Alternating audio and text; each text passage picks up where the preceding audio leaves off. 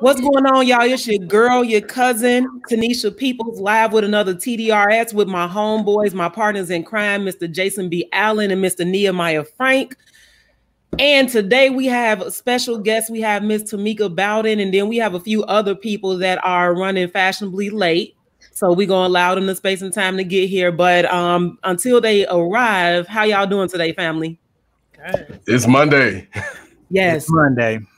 It's Monday. I'm excited just to kick off another week. To be honest, I'm just happy to be alive. I think that people take that so much for granted. I was talking to my dad and one of my friends who's in the funeral home business, and they were like, you know, half and half now. Like, you know, people are dying from regular illnesses, but it's definitely a little bit over 50% of people that they're coming into the funeral home that are passing away from COVID. So just thankful for life. Yeah. You know, it's a lot of conversations here. We've been fighting back and forth about parents having the option, you know, during the pandemic to send their kids back to school, you know, and then along with that is like mortality rates and, you know, infection rates and stuff like that. So, you know, yeah, being grateful for life, but also having conversations about how we continue life, you know, because when this is all over with, it's like we have to consider the short term, but we also have to consider the long term. And what are the long term effects, particularly with education, you know, given the fact that these opportunity gaps were huge before and during the pandemic, and afterwards they're going to be like ridiculous. And so what's the middle ground? Like, how do we make this work? So that's what we've been fighting in Chicago. And yeah, it's been a mess. It's nerve wracking. Like 2021, like I'm gonna show up and show out harder than 2020. So we got to, right? Yeah, we don't have a choice. I mean, we're Black and we're still in America, and we still have, you know, we have this growing white lash that's coming again. We experienced it right after the Obama presidency ended, and you know, now we're seeing it come up again. We start on January 6th, and we're going to see it during this impeachment trial. No one wants to hold white supremacists accountable for, you know, their detrimental behavior. So, yeah, that's good. So what happened over the weekend, y'all? What we got? Any news? Well, I mean, Trayvon Martin, you know, he should have been, what, 26 years old. So that was something that actually hit me pretty hard. Thinking that, damn, you know, it's been since 2012 since that boy's been gone. And I couldn't help but to put out a post about, you know, that was the day that we remembered that we were all Black and still in this country, and that we're all still in danger. That's good. That's good. Yeah. And also Sandra Bland's birthday. Yeah. Good. When was her birthday? I think it was yesterday. Wow. Yeah, I know that people are expecting to hear something about the Super Bowl, but let me say this. If we all said in this country that we're going to support people that are boycotting the NFL and taking the stance against injustice, and we got to do just that. So I didn't watch the Super Bowl. I didn't really keep up with it. Now, I will say that I did see the clip of Jasmine Sullivan singing the national anthem, and I thought that was really dope. That was probably about the only thing I saw from it. But yeah, that's it for the weekend. For the weekend, which in my opinion, his halftime show was trash. But I mean, hey, I'm gonna just keep it real. You know, they could have did somebody else. They should have gave Jasmine a halftime show, honestly, because hotels done really put Jasmine on the map. And I mean, she could have did a tiny desk right there. Give us 12 good minutes, and that would have been it. Exactly. Don't they allow like other people? I feel like it was not gracious of him to invite other people into the space. Normally they invite other people into the space, and it just felt like this long, like he just was not gracious at all. Yeah. Wow. Are you talking about the weekend? Yes. So it was his choice to bring other folks in, or? Well, normally they do invite other guests, right? Right. But he didn't. And I also heard that he spent $7 million of his own money you know, on the show. So obviously he was maybe trying to, you know, catapult his, you know, career back to, I don't know, he's popular like in pop culture. I used to listen to pop culture, yes, kind of underground, and he switched over. So I don't know if maybe he was trying to like widen his audience or what, but yeah, they just could have kept him.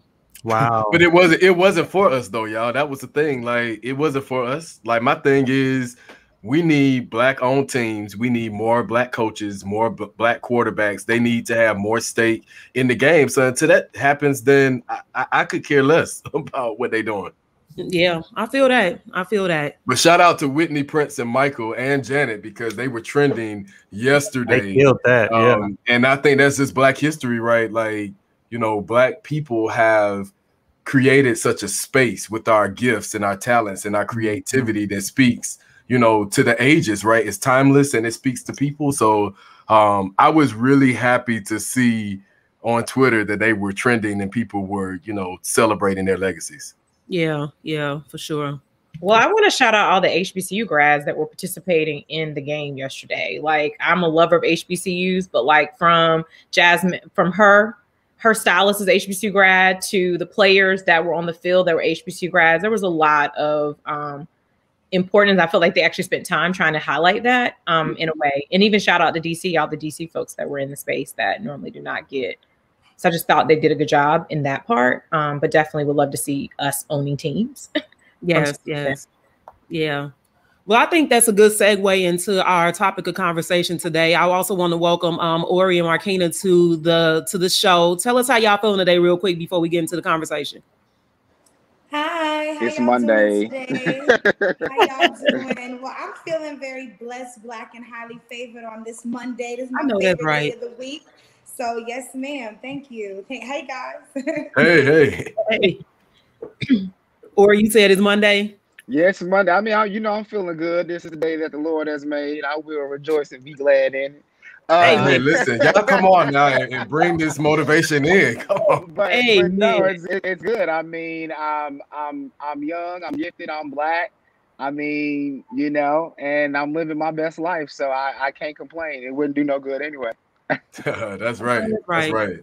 Hey, sis, listen, I just thought when they gave their opening words, I said, how, you know, powerful is that a lot of our HBCUs, actually started at Black churches. So we opened the doors of the HBCUs and the church at the same time.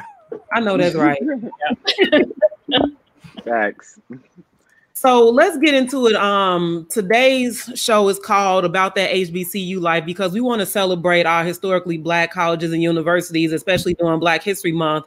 So we thought that it was fitting to bring some guests on that either attended HBCUs, you know, support HBCUs to some capacity, and just talk about the importance of the presence of HBCUs in our communities, you know, because when we couldn't get into predominantly white institutions, HBCUs came through and was like, we got y'all, we gonna give y'all this higher education. And so that's important. It was important then and it's important now. So I just want y'all to kick it off. Tell us what HBCU y'all repping. No, real quick. I mean, the house all day. Wow, 2007. Proud, best decision I ever made in my life. And to everybody that's listening, that went to Morehouse, what up? Our anniversary of our founding, February 14th, is coming up. Hope to see you at Candle in the Dark. Hey. One thing about it, Morehouse gonna always speak first, okay? They gonna make sure you know they gonna be the first to say it, okay? No, I'm a graduate of Clark Atlanta University, a recent graduate. I actually just graduated in May 2020, so I call myself a Corona graduate. But yes, you know, the blacker the college, the sweeter the knowledge. So hey. The AUC love all day. I was hanging out with Yellow Panthers all last night. Yeah. Tomeika. Oh, I'm Tomeika. I am a graduate. I'm representing North Carolina Central University. We just celebrated 110 years. I come from a long lineage of HBCU graduates. I had two options at graduation, high school graduation. That was to go to North Carolina Central or to go to the military. So we know what we chose. Man, so I actually attended a predominantly white institution.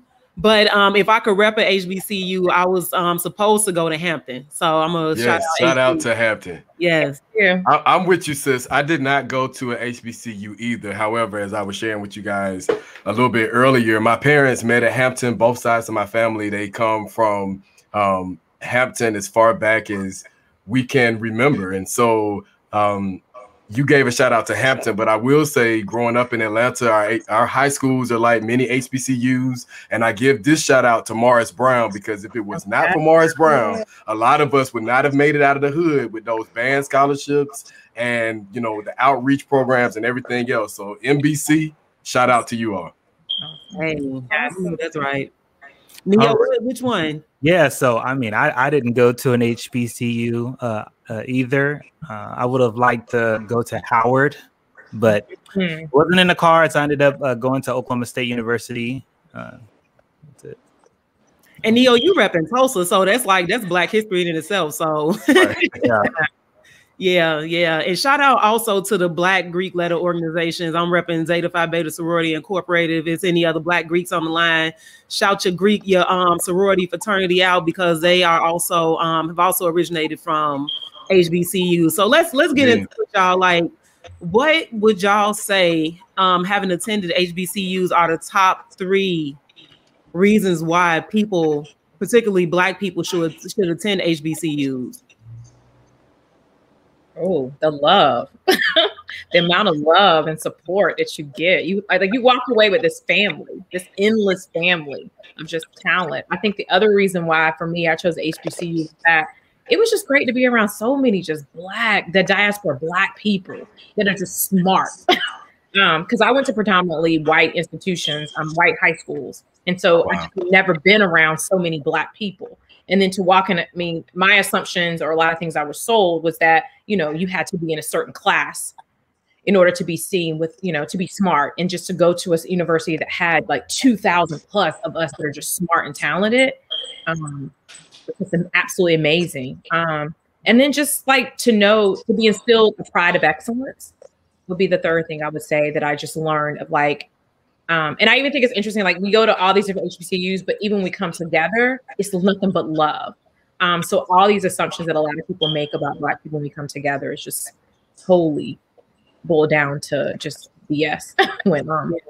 Yeah. Was it a culture shock for you to go from a predominantly white high school to an HBCU? Yeah, it was totally. Because I mean, like I was used to being one of 2 people, 2 Black people. I had, my best friend was Amy, 2 Black people in this class, and then to go to the space that it was all Black people, and my teachers were Black. I mean, I didn't have my first Black teacher till I got to high school. So to see just teacher after professor with multiple letters behind their name was just amazing. Wow. And I would say for me, you know, like it was a culture shock going to a PWI, because I went to a high school that was predominantly Black, right? And so I wanted to kind of experience that diversity.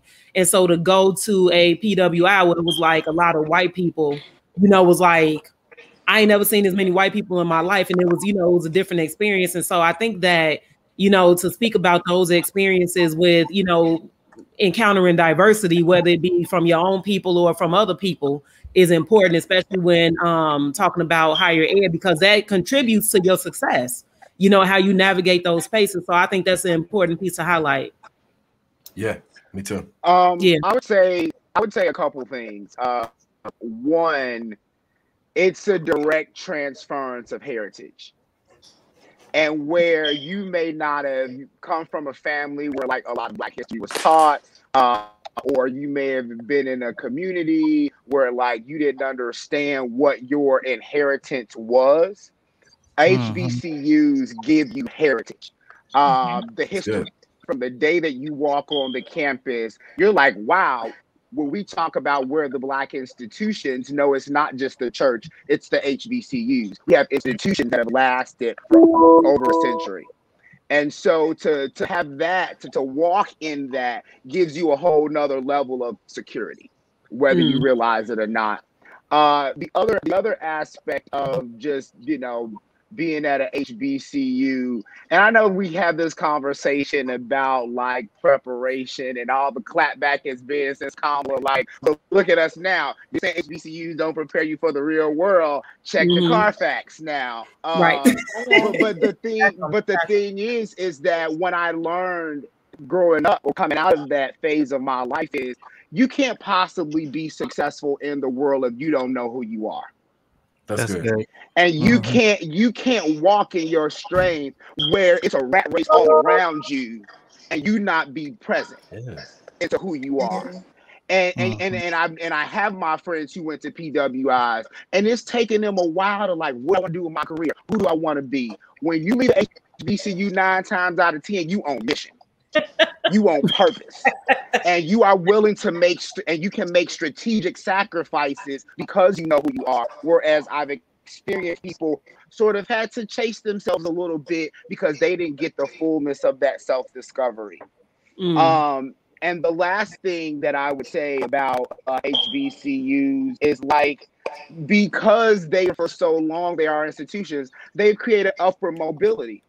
So most of my middle-class Black friends came from HBCUs because that's how we got upward mobility. So now I have an international network of well-to-do, affluent, upwardly mobile Black people that I would not have had, or at least not been connected to if I didn't go to a HBCU.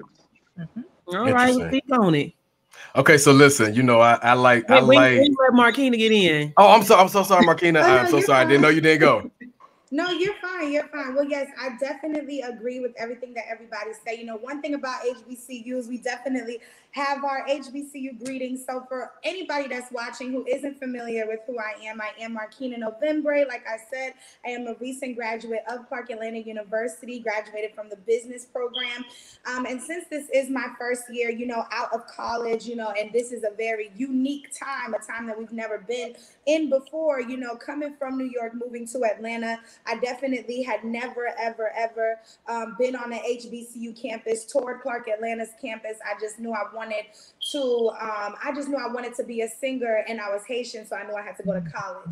And so I was like, okay, well, like, where does it look like I can do both? And so when I found out about, you know, Clark Atlanta, it wasn't until I walked into campus that I really was able to embrace and learn the, you know, full experience and the greatness that is attached to a HBCU.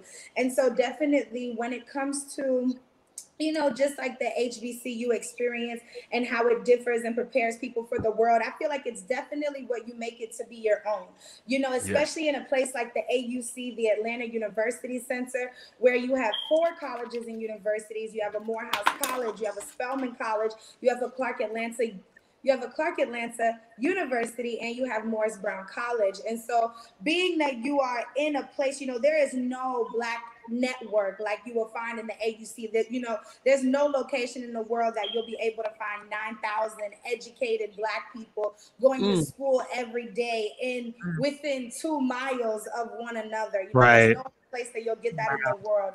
And that doesn't just come with all positivity, but when you choose, you know, when you know how to navigate and when you learn how to navigate, it can really help you. You know, I've watched a lot of people graduate from the AUC and HBCUs, you know, graduating very aimless, not really knowing what to do because they were just so, you know, turned up the whole 4 years. You know, now you don't pledge, you don't be president, you done been all on campus doing all of the campus great things, but you didn't really do the great things for you and your life and exactly what you were supposed to do. So I see a lot of people burn out. And so one of the, you know, greatest things that I do see though is the Black excellence and the Black embrace and just the all around Black experience that you do get. Now, the confidence that you have when you are a confident person graduating from an HBCU is like no other. Nobody can take that from you ever. That's right. So it's definitely, you know, the pride that's instilled in you.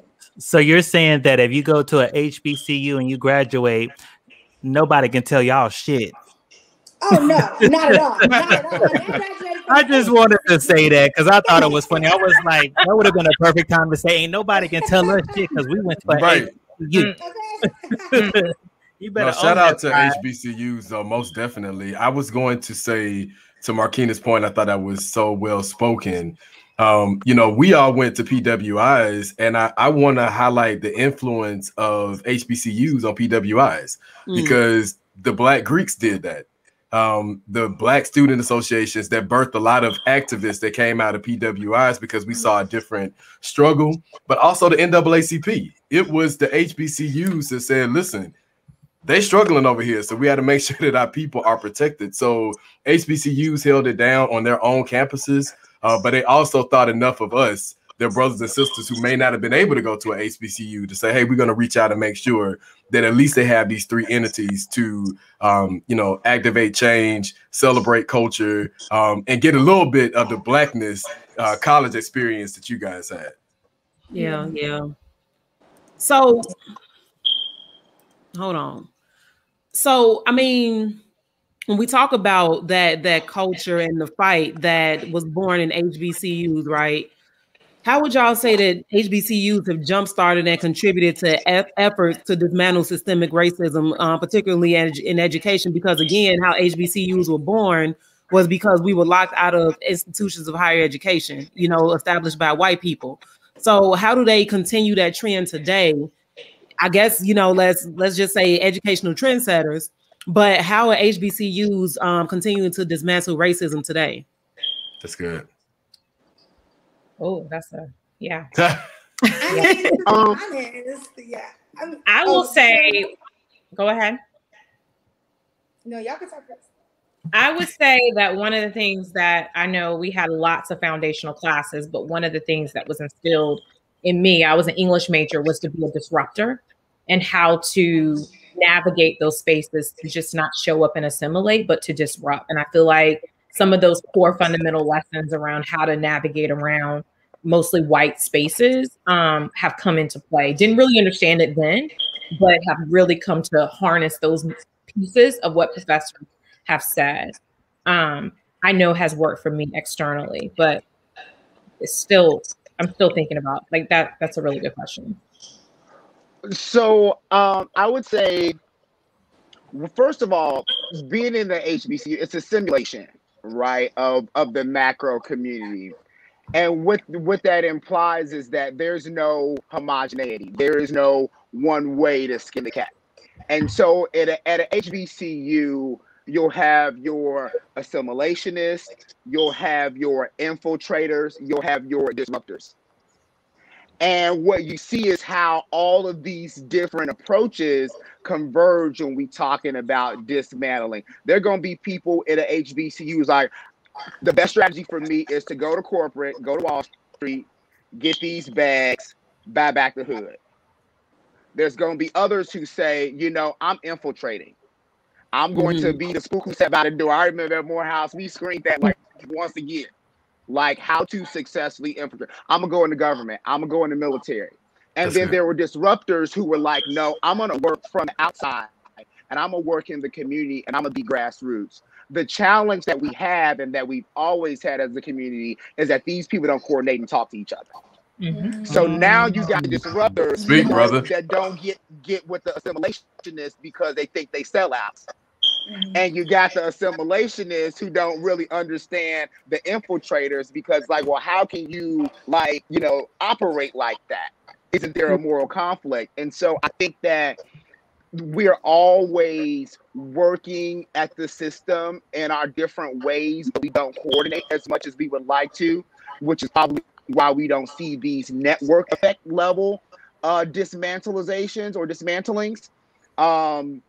But we definitely do it. And don't get me wrong, like there's politics at HBCUs. I mean, 9 times out of 10, just like how y'all got student unions, we control the money from student affairs, through a Senate, through a democratic process. There are fraternities, low-key secret societies. This like it's a thing. Like we have a society, and we get very real practice on how to work and create systems. So and how that's do you, where all that stuff comes in. That's good. So how do you deal with like so you know how every college has their little political clubs, right? And so I'm pretty sure there are Black Republicans that are running around HBCUs. How are they accepted? Like, what's their experience? If you could speak to that. I'm like, sure. I mean, like, first of all, baseline, we all black.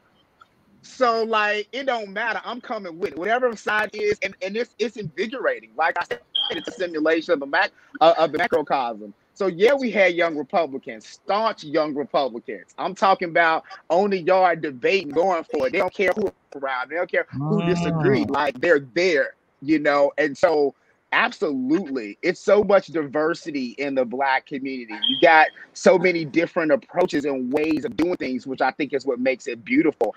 But you know, it's not you're alienated as much as you give in to the social pressure.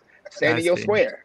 So, you know, they definitely people there who take to the mat for sure. Does anybody else want to speak to the Black Republicans on the HBCU campus? I'm waiting to hear. Yeah, I never met a Black Republican on my HBCU campus, especially during, you know, this whole like Trump era. Now, it was definitely some controversial things being said out of ignorance when Trump was elected when I was on campus, but I never personally came into contact with any, thankfully. Okay. And so even with that being said, I think that the question you guys asked before was if HBCUs are fighting systemic racism and so on and so forth. You know, that's a good question. And I believe that's a great question for administration. I believe that that should be one of the top priorities of our HBCUs is to be fighting systemic racism. I mean, even when you look into the different, you know, systems that they have in place, our HBCUs are honorable, beloved institutions, but they need serious help.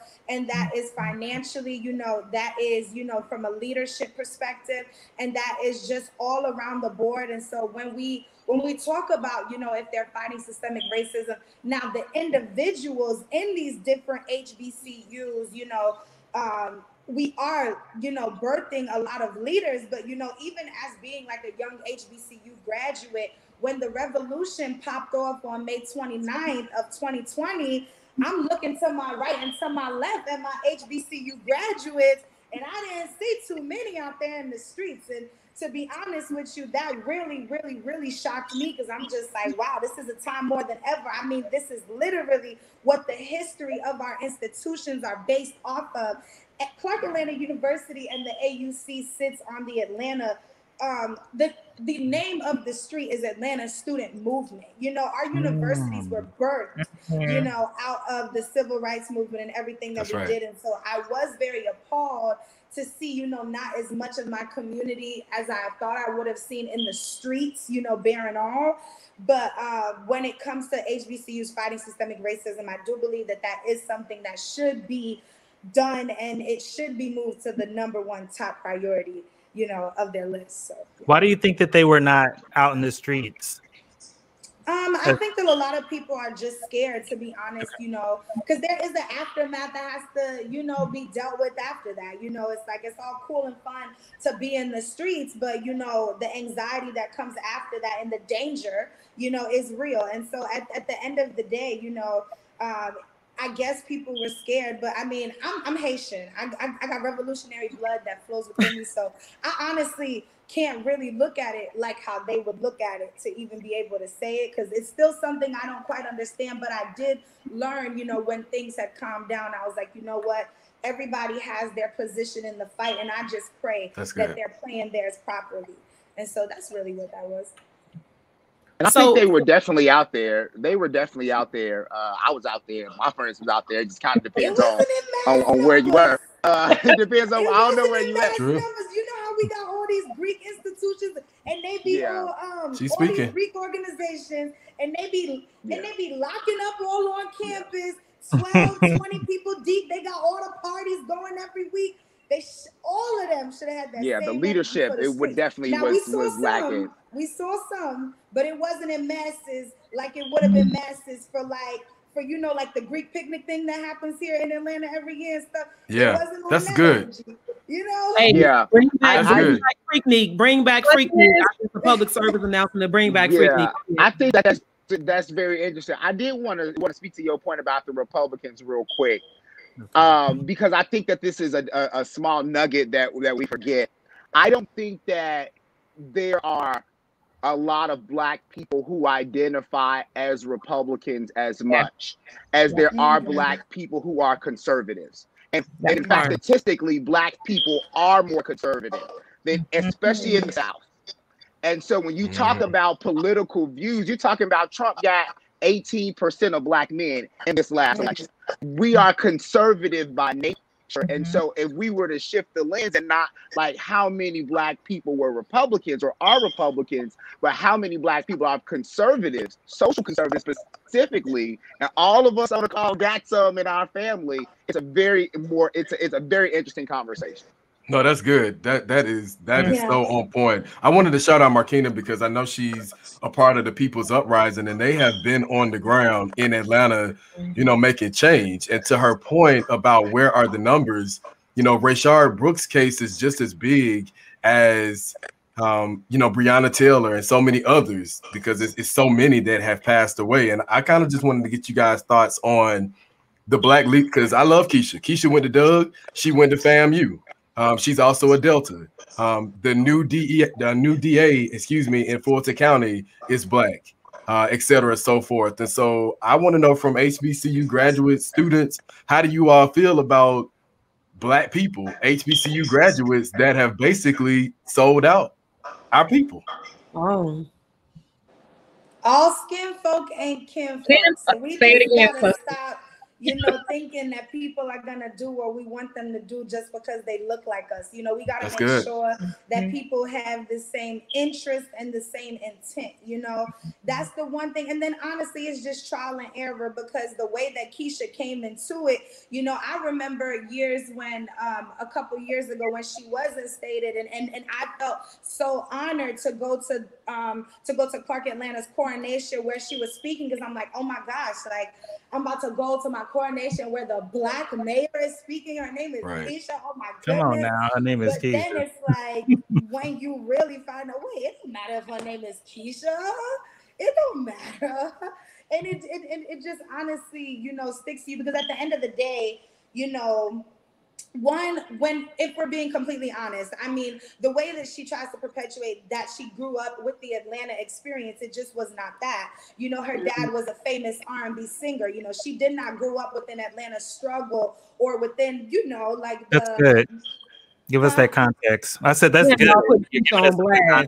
Oh, and I love Keisha. Yeah. No, I meant to Markeena's point, like she's a Douglas graduate. I mean, that's a part of our street code. Like we uphold each other, we support each other, but you know, we have to take a stance for social justice. And too often, you know, I go back to Du Bois's point of the talented 10, and we get educated, we go into our HBCUs, our spaces of higher learning, and then we disconnect from the very people that we set out to help. And so to Tanisha, to your question, what are the HBCUs doing in this real time right now, in this time of social unrest? And to Neo's point, white backlash that is coming at us full force. Like we need the HBCUs to be on stand. They got to be ready because people are dependent on them. I mean, but you know, it's like everybody's in survival mode too, right? You know, because I've been seeing reports lately about dwindling enrollment at HBCUs. And so it's like they're trying to fight that battle. You know, we fighting the pandemic, we fighting coronavirus. So everybody, and this is not like absolving any institution, especially, you know, Black institutions of responsibility in the liberation fight. But we have to keep in mind that everybody plays a role. And so their role may just be to educate us about how to get on the front lines versus, you know, HBCUs standing on the front lines as institutions. So I think we got to, you know, consider that too, you know, so. I also want to say that I think sometimes like we need to hold folks accountable, but accountable in love. And so sometimes I find that we're just critiquing, but not giving tangible reasons of like specifically of how you could be a better leader or like how you could actually portray, you know, use your power of influence. I think sometimes we forget that you have this big power of influence that you can leverage a lot differently. And so like I use, like for me, for Central, Vernon Jones, which loves Donald Trump, is a graduate. And he has pushed upon all of us how we need to get in line with Donald Trump, which was a no-go for majority of the alum. It's a no-go. It worked for you. You did whatever you needed to do. It got you some extra Twitter followers, which was important to you, but that's not universal goal. And he tried to push a lot of like how the Trump administration is going to put forth all these policies for HBCUs. But I think the other part of this we need to remember is how HBCUs are funded. And so until I goes back to the initial point around, we don't own a lot of stuff. A lot of them are land grant institutions are funded by the government, which doesn't always look out for us, as we know. So therefore, I think those are the things that we need to consciously think about as which causes our leaders to act in some instances how they act when it comes forth time to actually put boots on the ground. That's good. I'm gonna do the Morehouse thing and say the inflammatory stuff. I don't know if I can cuss on the show, but talk that real shit, brother. That some of the viewers might not like, but I'm gonna go there because this is how they're real shit. First of all, I think that we got to be more strategic, and just because a person don't show up to the movement the way we want them to show up to the movement, don't make them sellouts. Yes. And if you and the reality of the situation is neither the Republicans nor the Democrats give a fuck about us. So we need to be infiltrating both sides. Mm-hmm. We need to be circumspect. We need to find out where people are, and instead of telling them where they need to be, let them be where they are. And empower them, because they don't make them any less focused on the outcome that we want. And because we don't have a multifaceted approach that's coordinated, this is why we don't have institutionalization, why we don't have infrastructure. And so I think that's extremely critical that we empower people where they are and let them be where they are and push them up wherever that hill is. The second thing that I want to say is, and this is something that I've experienced personally, is that as the talented 10th, it's hard as hell carrying 90% of folk. Mm-hmm. It's not sustainable. You hit a wall because ultimately you're faced with Black or otherwise human nature. I can't force you to value education. I can't force you to, get to a certain place financially before you have 5, 6, 7, 8, 9 kids. You better come on now. I can't force you to. I can't force you. And when you out here doing the real work, and I want to be clear, baby, like from living in the hood to growing up in the hood, to going corporate, to going back to the hood, to being in politics and all of that, it's hard as hell trying to get but 10% of people to do anything. And so we need to think about sustainable ways to actually be. And so what ends up happening is, you done ran against this brick wall, ask any pastor or anybody in the community for 15 years, trying to get people to do small things. Tanisha tell you about her work every day on the front lines, and you get tired. And that don't make you a sellout, because for the last 10 years, I've been trying to run a nonprofit, living on $30,000 a year, and now my kids, I need a real house now. Oh, but you a sellout now because you didn't. And we need to stop that. We need to stop that, especially because we didn't create this problem overnight. 10% of us can't hold 90% of us, and we need to be accountable for each other. I'm so tired of the they conversation. I can give two fucks about white people at this point. 2020, I'm officially over mediocre white people. I don't care about they anymore. I ain't got no space. So I think we need to start working internally and figuring out what does our movement for ourselves look like, and not necessarily always our movement against them, because them is we. That's the thing, man. But we also have a fight between us and them within our own culture, because it still gets broken down back to the 3 points that you brought up earlier, with those who want to go in and infiltrate. And I feel like more of them are more supportive to those of us who are grassroots. And so I normally call them the Black elite, because in Fonnie Willis's case, for example, she used people like Markeena and those students at the AUC and said, hey, I need you all to vote for me, because these students got attacked from Morehouse and Spelman. These people are getting shot that look like us. So I'm going to come in the office and do something different. So come out, vote for me. Here's what I'm going to do. We're going to get this change started. And as soon as she got in office, she said the exact opposite. And there will be no justice for a lot of these Black families in Georgia, that she met with these mothers and fathers crying in their faces. And so that's the accountability that I'm speaking to, because how does that look to people who don't have access to HBCUs and education? And then you have someone that comes from this place and then they pimp their pain and use them for a come up. And so I just want to address that part, because I think that people want to work together. But when I open up myself, you know, to work with you and then you betray me, I'm going to step back. Yeah, and it's also, honestly, as Black people, we have to be very, you know, hesitant about who we work with. You know, from the second that I met Fannie Willis, I was not, you know, a big fan of her position, to be honest. You know, I made that very clear, you know, even in private meetings with her. So I'll be very clear, she did not get my vote. I did not vote for her because I already knew what was going on. You know, I could already tell I have a very strong spirit of discernment, and I knew that there was nothing genuine about that. And especially it was after, you know, my research on her case with the, I don't know if you guys remember, but those Georgia teachers that got locked up under the RICO laws and so on and so forth, you know, she was the person who was over that case. And so with that being said, you know, there was so many things that I did not understand there. And there were so many Black and brown people who even got victimized in that situation, that it just didn't make sense to me how you would go from that to coming into this position doing well, especially being endorsed by the police. It just didn't make any sense. Because how can you prosecute the people you're endorsed by? That's just not even good business. I don't trust nobody that's endorsed by the police or the FOP. If a Black person gets endorsed by the FOP or the police, you need to question them. Yeah. I mean, real talk. These actions impact our youth, right? And so I'm very curious to see how HBCU alumni, because I'm a teacher, and so my students that were 18-year-olds that are in high school, they are like, so why am I trying to get in debt and go to this school? And this lady just sold us out. And these people continue to do this because these kids are hurt. They don't want to vote. They don't want to go and spend all this money to go to an HBCU if that's what they feel like people are going to do to them. And that's a very real thing when you come from a space where people have continued to do that. And so, you know, for those people that believed in justice for Rayshard Brooks, and so many Rayshard Brooks that come from communities in poverty, what are we doing?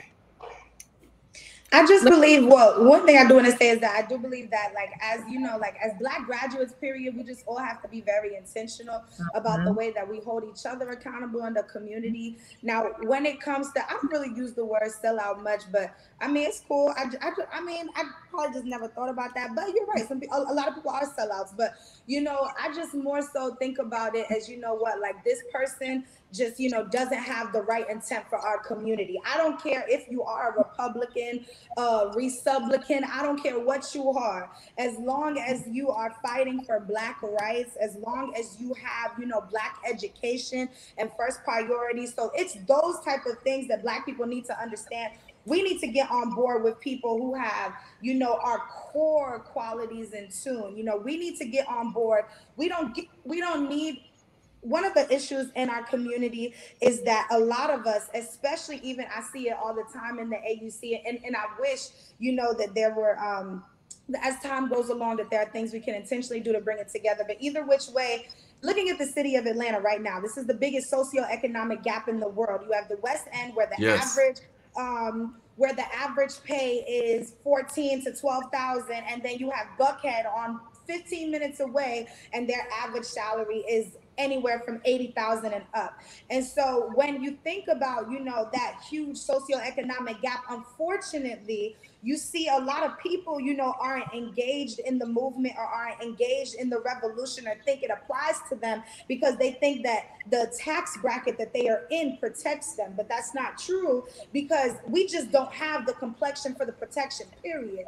It doesn't matter how much money we make, but a lot of our community just does not understand that. And so even when it comes to, just like I know my sister over there said that, you know, a lot of us are just surviving with the earlier thing. With our HBCUs, they are very extremely underfunded. You know, I'm a fresh HBCU graduate, and so I'm still a little, you know, riled up about my experience, okay? And so when it comes to, you know, being on the grounds of the HBCU, I mean, my heart goes out for Spelman and Morehouse. It makes no sense to me how that school, both those schools probably almost got $100 million donated to them this summer, and students are still having to quit school for having a $2,000 balance on their account. That I almost to me did a Nene Leakes. groundbreaking. It Right, doesn't right. make any sense. Yep. So where's the money going then? Wait, can I that's my question, is where's the money going? And why is it not going to the students of the university? And why can't they be kept from having to drop out of school with that money? So, so not to be a devil's advocate, and y'all know how I feel about Trump. So we know that Trump put like some $250 million into HBCUs and refunding HBCUs, right? Seemingly refunding HBCUs. So I do want to hear, like, what are y'all thoughts about that? Do you think that might be some corruption going on why these Black students still have bills?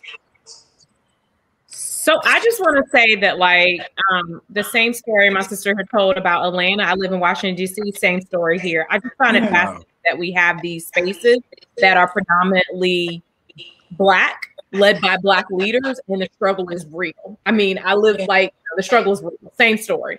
But I will say that, like, what I find a lot of times with our politicians, including Donald Trump, is they do policy by press release. So that was a great press moment. But that money didn't make it down anywhere. That money got stopped. It might have landed in his pocket. It didn't land in HBCU's pocket. And I think that's the other piece that I'm finding a lot of times is that I think we've done a great job as a community having Black people run for office, but we need more Black people in the policy realm, digging in through to actually, because I mean, I think it's great to mark. I think we need people to do that. I think we need people to challenge the existing things that are happening, but I think we need more people in power and influence. When I worked on the Hill, on the Senate side, we used to have a Black lunch group. That's how small, few in number we were. Making policy. I was one of 2 people that did press across 100 members of the Senate, which is ridiculous. So I just think that, like, that's the next space that we need to go, is that we need to follow the money, but also create policy that holds these members accountable. I was and I'm glad you brought that in, because I wanted to speak on the previous conversation. I'll touch on where the money is going with HBCUs, but all in all, y'all, we have to develop more sophisticated political apparatus. And when I think about, for example, how many civic watchdog organizations do we have as Black people outside of maybe NAACP's Legal Defense Fund? What did Maxine Waters say? Actually, and Madison said it before her, democracy must be guarded with criticism. And an important facet of using your civic will and having civic participation is being able, to you all's point, to scrutinize the people who want to use our civic will, who want to be our representation. But if we don't have the mechanisms in place to vet them, to hold them accountable, then we're just being manipulated. And then when we're manipulated, we was manipulated, so we just have to opt out of political process and civic participation altogether. No, that's not the answer. The answer is become more sophisticated with the way that when you go into the polls, have you done your research on everybody that you voted for? Hello. How often do you call your legislator? Let's get even more sophisticated. How many dollars do you put into replacing a representative who values don't align with yours? We're playing checkers, and we're not working the system. They don't even know how to work the system. They created a system with so many loopholes that they're manipulating each other just like they're manipulating everybody else. But the thing is that the fundamental structure of it, we created. We created democracy. We created representative government.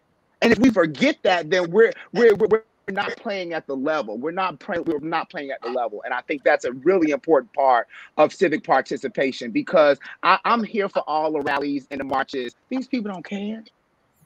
So what about these people don't care about that?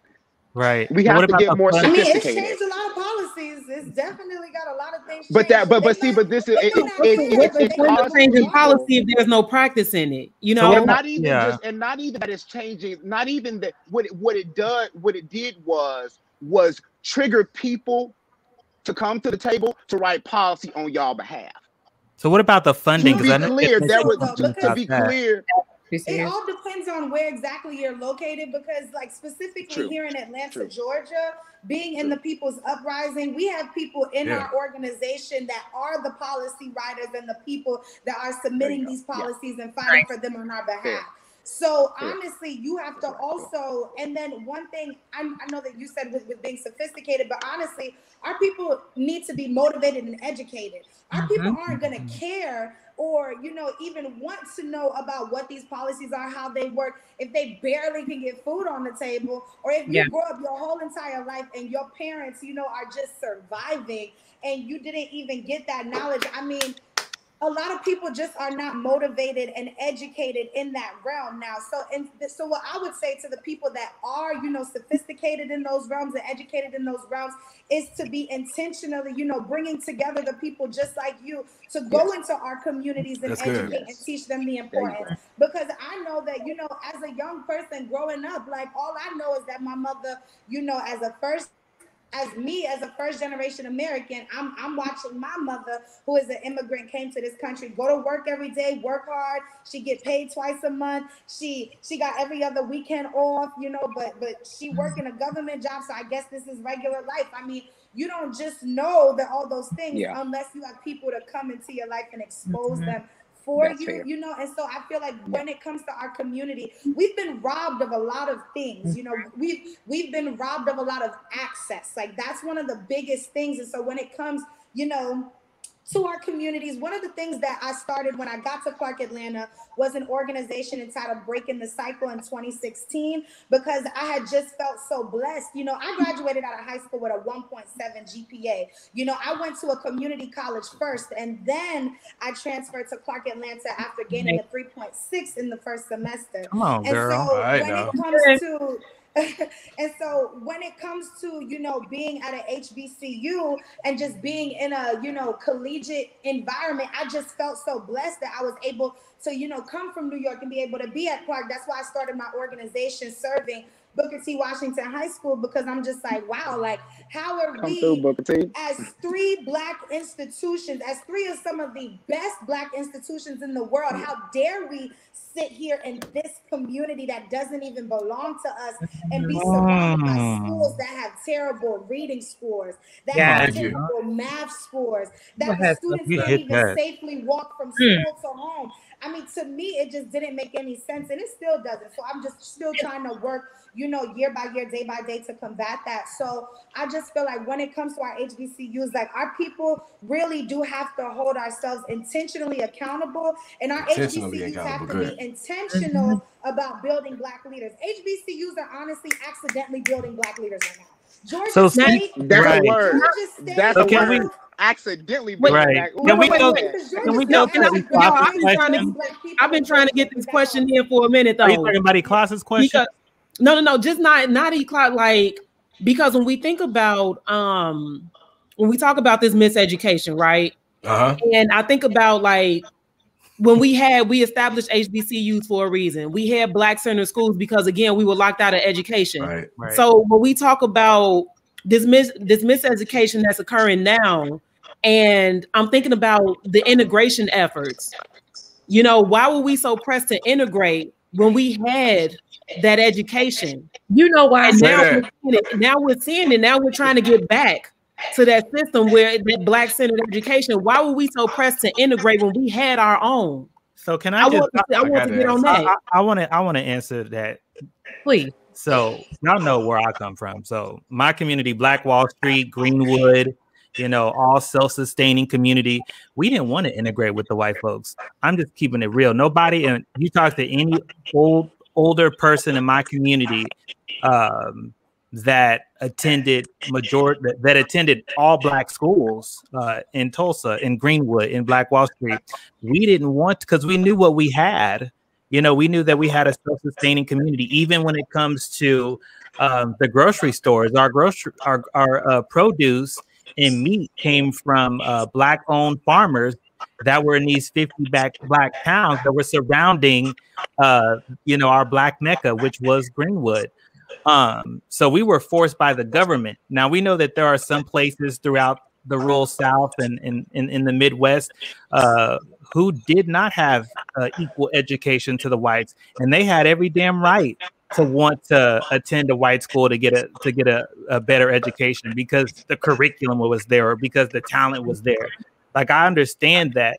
I do believe had we all had the same access that we had in the Black Wall Street, I think we would have a whole different we would be having a whole different conversation today. So that's just my opinion. That's good, bro. Yeah. That's fair. So sis, I know we had a Tulsa, I'm sorry, but even places like Tulsa, Oklahoma, or like Prince George County, you know, I had never even known of those. Well, of course, the history of Tulsa, but I had never even known that, like, to this day, like, you know, those are home to like Black affluent communities. I never in my life would have even thought that before coming to an HBCU that even existed, to be honest. I mean, I just didn't know. The only thing I'd ever heard about was Baldwin Hills, California, because they had a show on BET. But that's just I know Tanisha had a couple of questions left if we wind down time, but the comment that is on the screen now is so important for us to remember. One of the negative effects of the civil rights movement is that the resources went from going to Black people to multicultural, where all minorities need to get this. And when we look at data right now as a teacher, when I'm looking at data, especially around education, the minorities that look brown, like Hispanic and mixed race, Black, Native American, we are still struggling the most, where Asian Americans are thriving as white people are in the institution that white people created. And so I wanted to shout out the Profound family, Profound gentlemen and Profound ladies. They're working with HBCUs and PWIs to change the teacher pipeline so that, to Markeena's point, we can start teaching about Tulsa and Greenwood and the true history of Atlanta in these public school settings, so more of our children actually can connect to who they are and from whence they came. Yeah, I said to Tanisha's question, I think that, you know, we all know what it is. It's a very fundamental human issue. When you've been disempowered, it affects your self-esteem. You layer on top of that, white makes right. Yep. Right. So now you looking at greener pastures. I want to integrate because it's better. I literally psychologically think that it's better. Unintended consequences, you've drained the community of the resources that you brought to it, and we don't have solidarity. We don't have solidarity to move politically, economically, and financially. I mean, we don't have it.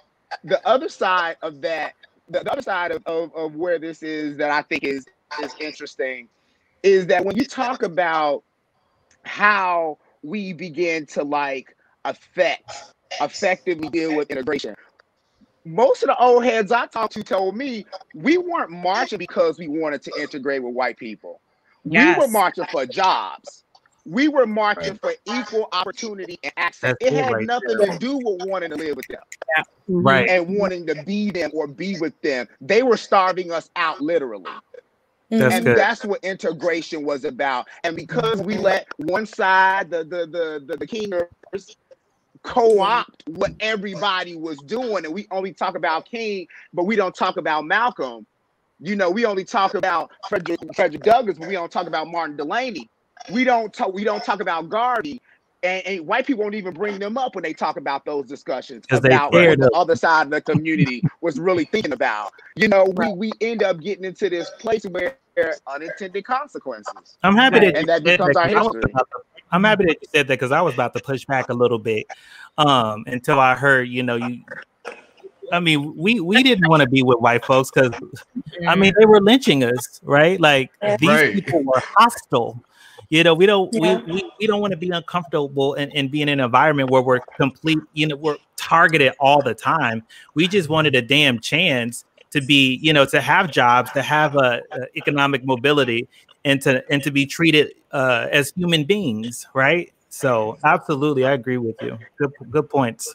Yeah. So y'all, we have a minute left, right? And I want to, if you guys can close out and just talk about how we get back to that Black-centered education, that education that's present at HBCUs, and hopefully have that trickle down to our K through 12 centers so that we can rebuild Black communities. So if y'all can close out with that, I'd appreciate it. Connecting the culture to education. Well, I did my shout out to profound gentlemen and profound ladies, because, of course, if we're not educating the minds of our youth, then we're not going to get anywhere. And shout out to Ms. Guillen and our students at Seven Pillars Career Academy, the first and only non-suspension school in the state of Georgia that's changing the dynamics of education for Black children. And my students are on, and they're listening, and they're picking up this knowledge so they can go back and share it with their peers. So just shout out to them. Yes. And just shout out to HBCUs, the blacker the college, the sweeter the knowledge. I really do charge every single alum to take it upon themselves to be intentional about connecting the youth in your university to opportunities, the alumni around you to opportunities. Check in with people who graduated before, after you. People are struggling and don't want to talk about it. So shout out to Black colleges and shout out to Black people, period. Yeah, I second that. I third it. Let me answer your question, T. What can we do to get back to like really Black-centered education? I think a couple things. I'm thinking one, hopefully this pandemic where you have had to be at home with your kids all the time, when you come out with profound respect for teachers and what they do on a daily basis. Thank you. And I really do. And I hope that in this mighty ass information age that we're in, you found opportunities to teach your kids what you want them to learn. A public education system can't provide the maximum, and it barely gets to the minimum. You have to give. And that was something growing up that we had. My mama made me do book reports that was outside of school. She made me read books that was outside of school. You got to actively parent your kids if you want them, because what else do the system need to do to show you that they don't give a about your kids? Like, what else? That's the good. What else? One thing is ownership. Another thing is ownership of our education, ownership of knowledge. The second thing is going to be, to your point, those who know, teach. My grandfather used to tell me, we learn so that we may teach. If you sitting on jewels and you sitting on knowledge and you hoarding and you seeing people struggling, including your family, and I know sometimes it's a lie because they don't want to hear your educated ass tell them who they should be, what they should be learning. But there is but in doing it, hopefully those who do carry the torch find ways to be more artful and skillful and charismatic and effective in how they enlighten other people. So I pray for skill and mastery in our ways to communicate and revive each other. And the last thing that I'm gonna say is we gotta remember we're in a game of global domination. It ain't just white people. It's Latin people coming up. It's Asian people coming up. We gonna look around, even for those that are coming from Africa, these Nigerians eating these degrees. We are in a game of global competition, and if we gonna look up, and we don't have to worry, but white people gonna be the least of our worries. What Asian people are doing in Africa right now, and how they're manipulating Africa right now, buying up resources there and building infrastructure and not creating jobs for the local and native citizens is criminal. Yeah, that's right. We ain't gonna have to just worry about white people. We need to get with the shits. And so those would be the things that I'd say. Wow. That was dope, man. Yeah, most definitely. Well, shit. That's it. Neo, did you want to say anything before we go? I mean, for me, that's it. You know? That was a benediction. Yeah, that was it. A prayer. Exactly. I just say, just be intentional and move with love. And that's it. That's good. Yeah, we got to start healing and loving each other, most definitely. Yeah. And we got to have conversations like this to challenge each other, push back.